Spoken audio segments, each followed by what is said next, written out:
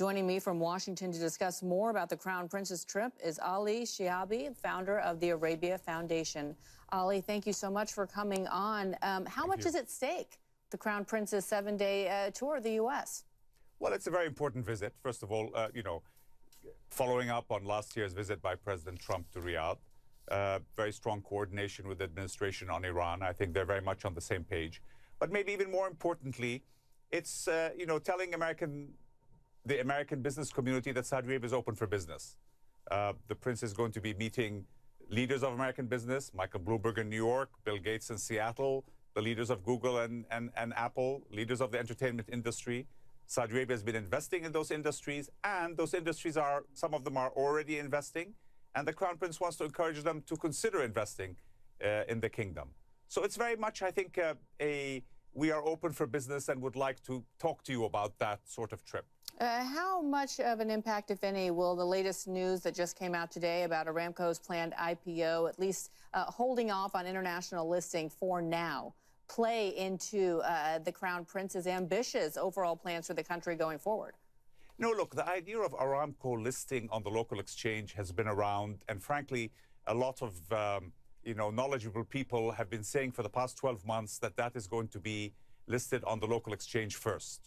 It makes a lot of sense to list it on the Saudi exchange. The Saudi exchange is the largest in the Middle East. Today, it's opening, fully to foreign investment.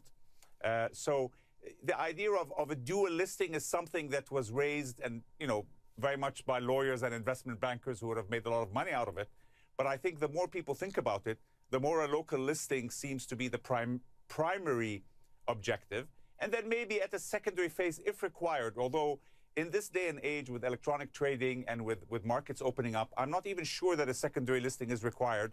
And a secondary listing is very complicated, particularly if you do it in London or New York. And aside from diversifying Saudi Arabia's business operations, clearly geopolitics is going to be front and center as well, especially with his one-on-one meeting with President Trump. President Trump and the Crown Prince are said to have very good relations. They get along.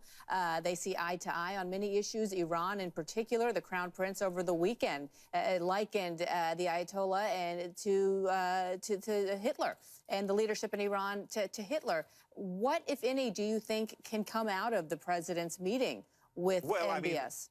What the Crown Prince was trying to explain to an American audience was that Iran is an expansionist state and that people had underestimated Iran, very much like people had underestimated Germany in the early 1930s.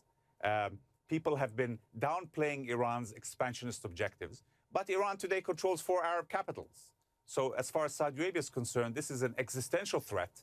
It has to take it very seriously, and that's why Yemen also is very important, because Iran has been moving into Yemen and taking over Yemen through the Houthi organization in the north. But I think that generally, as far as Iran's expansionist behavior in the region, there's a meeting of minds with the U.S. administration, and this administration sees the threat very much the way Saudi Arabia sees it. Is the Crown Prince's quagmire in Yemen right now his biggest weakness, in your opinion? Well, it is not a quagmire in the sense that it is certainly on a public relations basis, it's been very damaging because somehow the public relations impact has fallen heavily on Saudi Arabia, even though it is not the only party responsible. And war, unfortunately, causes human suffering. But beyond that, in terms of troops lost or equipment lost or daily cost, it's not as big as people think it is.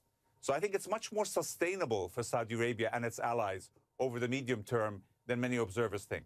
Ali Shihabi, thank you so much for your insights. It should be a very interesting tour.